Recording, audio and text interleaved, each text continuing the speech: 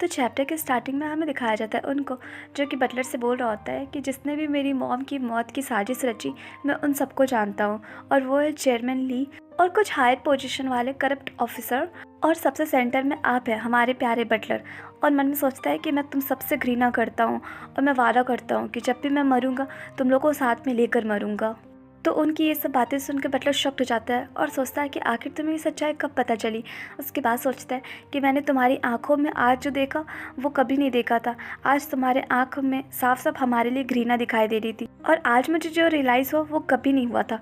और आज मुझे पता चल गया कि तुमने इतने साल बस दिखावा किया है कि तुम हमारा सारा बात मान रहे हो, वो भी इसलिए ताकि तुम अपनी मॉम को जिंदा देखना चाहते थे, और सिर्फ अपनी मॉम के लिए आज तक तुमने ये कुछ किया है। और आज मुझे पता चल गया, जिस दिन तुम अपनी मॉम की डेट के दिन रोए थे उसी दिन तुमने डिसाइड कर लिया था कि अब सब कुछ तुम बदल दोगे। और स्टार्टिंग से मैं सोचता था कि मैं तुम्हें कंट्रोल कर रहा हूँ और मैं तुम्हारे बारे में सब कुछ जानता हूँ, लेकिन मैं गलत था। और अब मुझे एहसास हो गया है कि मैं तुम्हारे हाथों का खिलौना रहा हूँ, वो भी स्टार्टिंग से ही। तुम मुझे कंट्रोल कर रहे हो जो मुझे पता ही नहीं था। और उस दिन से जब भी मैं तुम्हारे आंखों में देखता था मुझे ऐसा लगता था जैसे तुम अपने मन में हमारे लिए मृत्यु का सब सामान इकट्ठा कर लिए हो।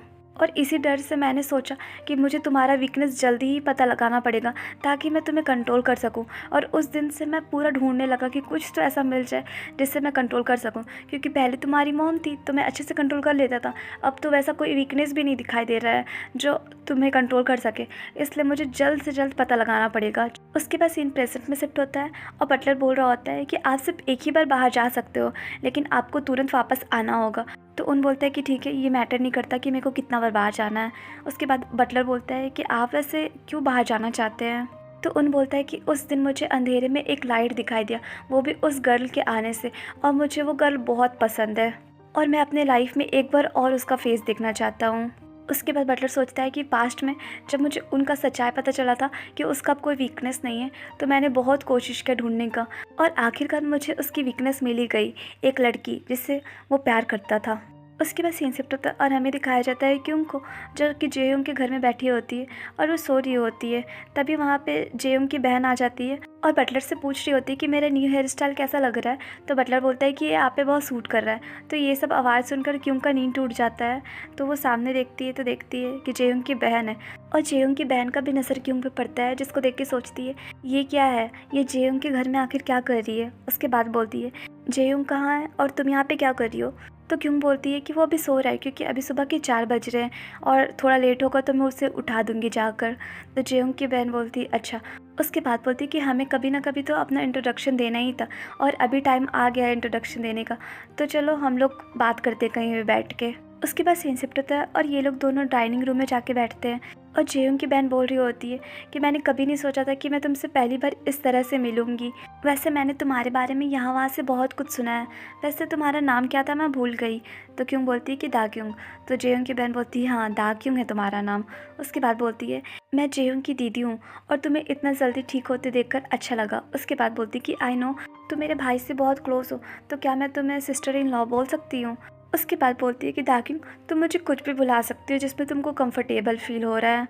और मन में सोचती है कि ये अभी तक कुछ भी आंसर नहीं कर रही, मैं इतना चीज़ बोल दी हूँ, क्या ये और जेयोंग दोनों कोई म्यूट है या कुछ और है, दोनों कोई कुछ नहीं बोलते हैं, गूंगे टाइप रहते हैं। उसके बाद सोचती है इसकी आइज़ को देखकर ऐसा लग रहा है जैसे इसका ध्यान कहीं और ही है और ये किसी और विचार में खोई हुई है।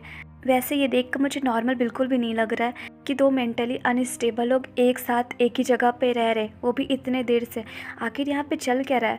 उसके बाद वो बोलती है कि तुम्हारे यहाँ पे आए हुए कितने दिन हुआ। तो क्यों बोलती है कि शायद 1 वीक या शायद 1 वीक से ज़्यादा। उसके बाद उसकी बहन बोलती है कि क्या तुम लोग दोनों ही सिर्फ हो, मतलब अकेले हो। तो क्यों बोलती है कि हाँ। तो उसकी बहन बोलती है कि मिस दाक्युंग तुम्हें थोड़ा अजीब लगेगा, मतलब मैं ऐसे बीच में इंटरफेयर कर रही हूँ तुम लोग के बीच में, लेकिन जेएम के गार्डियन होने के नाते मैं तुमसे फर्स्ट मीटिंग में सब कुछ जानना चाहती हूँ, और अगर मुझे पता चल जाएगा तो मुझे जो अच्छा नहीं लगेगा उसके लिए मैं पहले ही से मना कर सकती हूँ, इसलिए मुझे तुम सब कुछ बताओगी। उसके बाद बोलती है कि मुझे श्योर नहीं है कि तुम लोग दोनों के बीच में आगे चल क्या रहा है, लेकिन तुमको देखकर ऐसा लग रहा है कि तुम बिल्कुल भी ठीक नहीं हो दाक्युंग, और तुम तो जानती हो दाक्युंग जेयोंग का हालत भी पहले से अच्छा नहीं है, वो इस टाइम बिल्कुल भी ठीक नहीं है और इमोशनली अनस्टेबल है, और इवन वो थोड़ा पागल भी है, और उसमें ये सब लक्षण स्टार्टिंग सही है लेकिन अब लग रहा है कि इन दिनों में और बुरा होते जा रहा है। उसके बाद बोलती है कि दाक्यूं, फैमिली के लिए इस तरह का बर्डन उठाना तो कंपलसरी है ना, क्योंकि फैमिली है, जा भी नहीं सकते कहीं, इस तरह का बोझ उठाना ही पड़ेगा हम लोग को।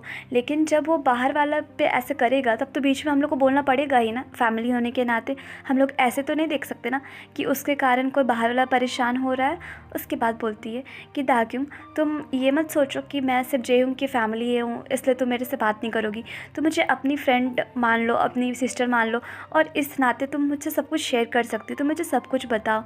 उसके बाद बोलती कि दाक्यूं, क्या तुम सच में यहाँ आना चाहती थी या तुम्हें जेहंग ज़बरदस्ती लाया, मुझे अच्छे से बताओ। और वो दाक्यूं का हाथ पकड़ के सहानुभूति दिखाने का कोशिश कर रही होती है, जो कि झूठा होता है। उसके बाद पूछती है कि क्या जेहंग ने तुम्हारे साथ कुछ किया है। और इधर दिखाया जाता है जेहंग को, जिसका नींद टूट जाता है। तो वो सबसे पहले बेड चेक करता है और देखता है कि दाक्यूंग नहीं है, तो सोचता है कि दाक्यूंग नहीं है यहाँ पे, बट इट्स ओके, मुझे इतना नहीं सोचना चाहिए। उसके बाद वो अपना फ़ोन में देखता है टाइम, तो देखता है कि अभी मॉर्निंग का 4 बज रहा है। उसके बाद सोचता है कि दाक्यूंग इस टाइम कहाँ होगी, क्या वो वॉशरूम गई होगी। उसके बाद सोचता है कि उस दिन मुझे एहसास हुआ कि इस दुनिया में एक इंसान है जो सच में चाहता है कि मैं ज़िंदा रहूं, और मैं सोचता था कि दाक्यूंग जो मेरे साथ इतना अच्छा व्यवहार करी है उसके पीछे उसका कोई हिडन मोटिव है जो मुझे पता नहीं चल रहा है। लेकिन मैं गलत था, क्योंकि जब दाक्यूंग मुझे बोली कि अगर तुम मुझे जाने बोलोगे तो भी मैं यहीं रहूँगी, मैं जाऊँगी ही नहीं, और उसने जैसा बोला कि वो मेरे साथ रहेगी तो वो मेरे साथ रही, मुझे छोड़कर कहीं नहीं गई। और वो मुझे कितना सारी स्टोरी बताई भी, मेरे साथ कितना स्टोरी शेयर की, और इवन मेरा भी स्टोरी उसने सुना, और उसने मुझे इस अंधेरे से बाहर निकालने के लिए फ़ोर्स नहीं किया, बल्कि वो बैठ के मेरा वेट कर रही थी, वो भी चुपचाप से, कि मैं खुद ब खुद कब इस अंधेरे से बाहर निकलूँ। और क्यों मुझे छोड़कर नहीं गई और मेरा वेट की, जिससे मुझे खड़ा होने का ताकत मिला और अंधेरे से बाहर निकलने का ताकत मिला। लेकिन मैं डरता था कि कहीं वो मुझे छोड़कर ना चली जाए। वैसे मैं अभी भी डरता हूँ, और मैं इस चीज़ से भी डरता हूँ कि जब ये सब चीज़ ख़त्म हो जाएगा और मेरा मन थोड़ा स्टेबल हो जाएगा तो जो फैक्ट है वो हमें एक्सेप्ट करना पड़ेगा, और वो फैक्ट बहुत ही कठोर है मेरे लिए। और वैसे सोचते सोचते अपना सारा काम भी कर रहा होता है। उसके बाद सोचता है कि मेरे मन में जितने तुम्हारे लिए नफ़रत है वो धीरे धीरे ख़त्म होते जा रहा है, और अब मुझे ऐसा एहसास होते जा रहा है कि तुम मेरे अंदर ही हो, जिससे मुझे बहुत ही रिलैक्स फील हो रहा है। और मुझे ऐसा लग रहा है कि ये फीलिंग्स प्यार से कहीं ज़्यादा ये महान होता जा रहा है। और वैसे सोच ही रहा होता है तो उसका दूसरा नेगेटिव मन कह रहा होता है कि तुम हमेशा डरोगे, इसलिए तुम अगर दाक्यूंग को अपने साइड हमेशा के लिए रखोगे तो फिर तुम्हारे लाइफ में कुछ भी डरने जैसा नहीं रहेगा। और तुम्हें पता होना चाहिए कि तुम अभी भी दुखी और परेशान और अकेले हो, तो तुम्हें पता होना चाहिए कि दाक्यूंग को अपने साइड कैसे करना है, और तुम डिज़र्व करते हो उसका प्यार, चाहे जैसे भी। और तुम ये कैसे भूल गए कि जब दाक्यूंग अपना उद्देश्य के लिए तुम्हारे फीलिंग्स के साथ खेल रही थी, तो अब तुम्हारा टाइम है कि तुम उसका फीलिंग्स पाओ, और उसके लिए तुम्हें जो करना पड़ेगा तुम कर सकते हो। और उसके जैसा सेम मेथड अपनाते हो उसे पाने के लिए, तो कुछ भी बुरा नहीं होगा। अगर तुम एक बार उसे पा लोगे तो तुम्हारा डर हमेशा के लिए ख़त्म रहेगा, और दाक्यूंग को तुम अकेले रहने पर मजबूर करो, ताकि वो तुम पे पूरा निर्भर हो जाएगी और वो तुम्हें छोड़कर कभी जाएगी ही नहीं। और तुम्हारे और दाक्यूंग के बीच में कोई भी चीज़ आता है तो उसे रास्ते से हटा दो, जैसे शिन म्योंग करता है और जैसे तुम्हारी बहन करती है, चाहे जैसे भी हो, पर तुम्हें दाक्यूंग को पाना ही होगा। और अगर इस बीच कोई प्रॉब्लम क्रिएट होता है तो तुमको इससे डरना ही नहीं है, क्योंकि तुम्हारे पेरेंट्स है ना, वो सब कुछ तुम्हारे लिए छुपा लेंगे। जैसे तुम्हारी बड़ी दीदी के लिए किए, वो अपना आँख बंद कर लेंगे और तुम्हारे लिए सब कुछ वैसे ही करेंगे जैसे तुम्हारी बड़ी दीदी के लिए कर रहे हैं। समझ गए? तो जेयोंग अपने नेगेटिव मन से बोलता है कि लेकिन मैं उन लोग के जैसा मॉन्स्टर नहीं बनना चाहता। तो जेयोंग का नेगेटिव मन बोलता है कि तो फिर उसी तरह से तुम ज़िंदगी भर दुखी और अकेले रहोगे क्या? यही टाइम है कि तुम अपने लिए एक्शन लो, और तुम किस चीज़ से डर रहे हो? मैं तो तुम्हें पहले ही बता चुका हूँ कि अगर कुछ भी गलत होगा तो तुम्हारे पास बचने का रास्ता है। मॉम डैड हैं, तुम्हें बचा लेंगे। अगर वो भी नहीं रहेंगे तो दूसरा रास्ता है, गन है तुम्हारे पास बहुत रास्ता है निकलने के लिए। इसलिए ज़्यादा मत सोचो और जो मैं बोल रहा हूँ वही करो।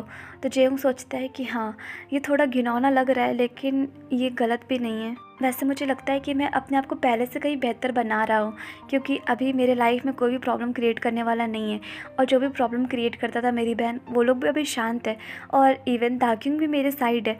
तो मुझे लग रहा है कि सब कुछ सही चल रहा है अभी। उसके बाद सोचता है कि आज मैं क्या कुक करूँगा दाक्यूंग के लिए। वैसे मैं पहली बार खाना बनाने के बारे में सोच रहा हूँ, वैसे दाक्यूंग को क्या पसंद होगा, वो ऐसे सोच ही रहा होता है। तभी एक सेक्रेटरी दौड़कर आ रहा होता है, जिससे बेचारा जेयोंग को लग रहा होता है कि क्यों आ रही है। तो वो बोलता है कि दाक्यूंग क्या ये तुम हो? तभी उसका नज़र सामने पड़ता है तो देखते हैं सेक्रेटरी है, जिसको देख के वो शॉक्ड हो जाता है, क्योंकि उसको पता है कि इस टाइम घर में उसके और दाक्यूंग के अलावा कोई और नहीं है। तो वो पूछता है कि तुम यहाँ कैसे आए और क्यों? तो सेक्रेटरी बोलता है कि सर, मैं आपकी बहन का सेक्रेटरी हूँ। तो जेयोंग ये सुन के थोड़ा शॉक्ड हो जाता है और सेक्रेटरी को थोड़ा गुस्से में बोलता है कि आखिर तुम 4 बजे यहाँ पे क्या कर रहे हो और दाक्यूंग कहाँ है? तो सेक्रेटरी बोलता है कि सर, आप क्या बोल रहे हो, मुझे समझ में नहीं आ रहा है, आप किस गर्ल के बारे में बात कर रहे हो? तो जेयोंग बोलता है कि वही गर्ल जो थोड़ा देर पहले यहाँ पे थी, वो कहाँ गई बताओ? तो सेक्रेटरी बोलता कि यहाँ पे आपकी बहन आई हुई है, जिसको सुन के जेयोंग और शॉक्ड हो जाता है और सोचता है कि तुम जो कि इतना काफ़ी नहीं था, तुमने सिन म्योंग के साथ मिलके हम लोग को कहाँ से कहाँ पहुँचा दी, हम लोग को मेंटली तुम टॉर्चर की हो और अब तुम मेरे घर में आई हो, वो भी बिना बताए और वो भी रात के अंधेरे में छुप कर।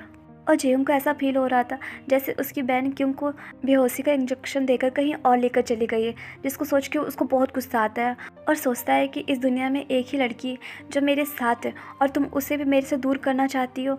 उसके बाद बोलता है कि अब मैं और नहीं बर्दाश्त कर सकता हूँ और वो अपना गन के बारे में सोचने लगता है।